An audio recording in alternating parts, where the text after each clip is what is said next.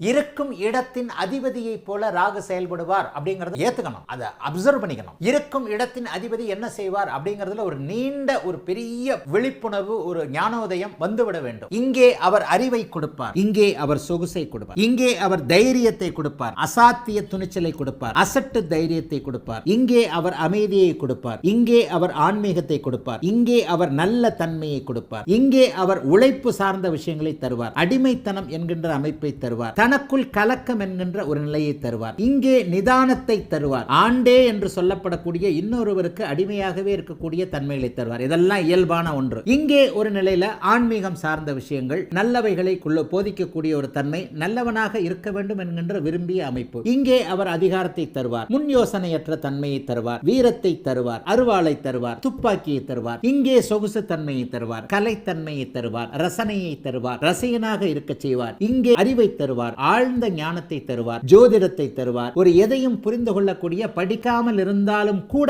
ஒரு நிலையில வாழ்க்கையை புரிந்து கொள்ளக்கூடிய யதார்த்த அமைப்புகளை தருவார், இங்கே தாய்மை அமைப்பை தருவார், புதுநல அமைப்புகளை தருவார், இங்கே மற்றவர்களும் நன்றாக இருக்க வேண்டும் என்கின்ற அமைப்பை தருவார், இங்கே அதிகாரத்தை தருவார். சூரியன் வலுத்தந்தா ராகு இருக்கும் இடத்தை கெடுத்துட்டான் பலன் செய்வார் என்றதை இங்க புரிஞ்சுக்கணும். இந்த இடத்துல அதிகாரத்தை பறிக்கக்கூடிய அமைப்பு. இவ்வளவு இடத்திலையும் இருக்கும் அதிபதியின் பலன்களை தருவார் அவருடைய தசையில.